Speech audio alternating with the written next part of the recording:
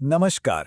आज हम एक ऐसी अद्भुत कहानी में सफर करेंगे जहां इतिहास और आस्था की सीमाएं धुंधली हो जाती हम हैं। उस बड़े युद्ध की कहानी पर तो आएंगे ही, लेकिन उससे पहले ये जानना सबसे जरूरी है कि आखिर लाहरू वीरजी हैं कौन, जिनके इर्द गिर्द ये पूरी कहानी बुनी गई है।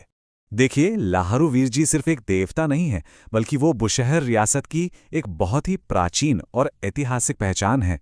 वहाँ के लोगों के लिए वो आस्था का प्रतीक तो हैं ही, साथ ही एक जीती जागती शक्ति भी हैं, जिनकी दैवीय ताकत के किस्से आज भी घर घर में सुनाए जाते हैं।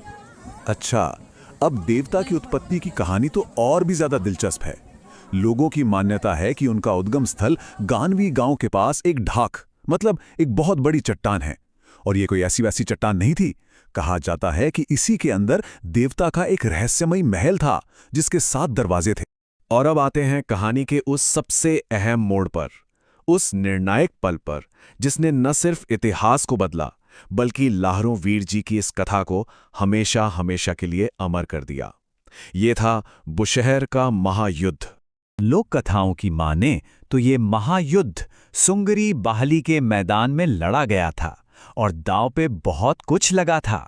बुशहर रियासत का एक ही मकसद था, नावर रोहड़ू के पूरे इलाके पर अपना झंडा फहराना, जो उस जमाने में एक बहुत बड़ी रणनीतिक जीत मानी जाती।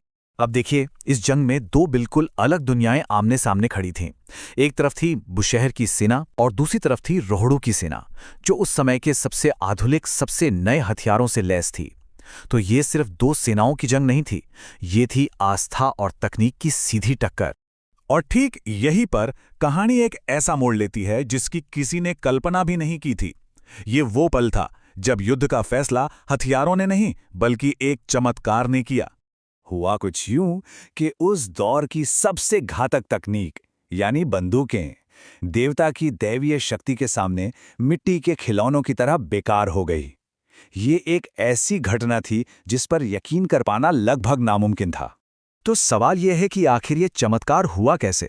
जरा कल्पना कीजिए, दुश्मन की बंदूकें आग उगल रही हैं, गोलियां तेज रफ्तार से निकल रही हैं, लेकिन बुशहर के सैनिकों तक पहुंचने से पहले ही वो हवा में ठंडी पड़ जाती हैं और बेजान कंकड़ पत्थरों की तरह जमीन पर गिर जाती हैं, मानो कोई अदृश्य ढाल उनकी रक्षा कर रही हो।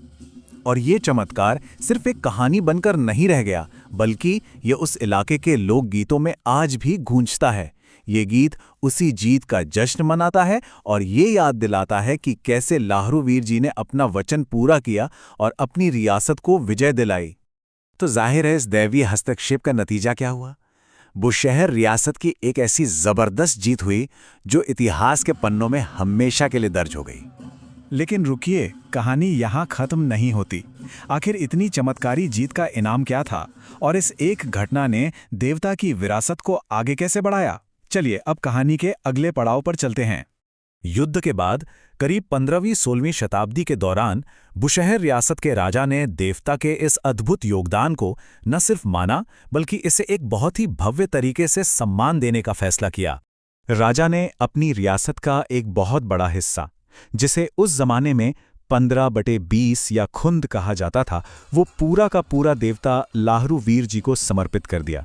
सोचिए, ये सिर्फ जमीन का एक टुकड़ा नहीं था, ये एक राजा की अपने देवता के प्रति अटूट श्रद्धा का जीता जागता सबूत था। और ये मत सोचिए कि ये कोई छोटा मोटा इलाका था। नहीं, बिल्कुल नहीं।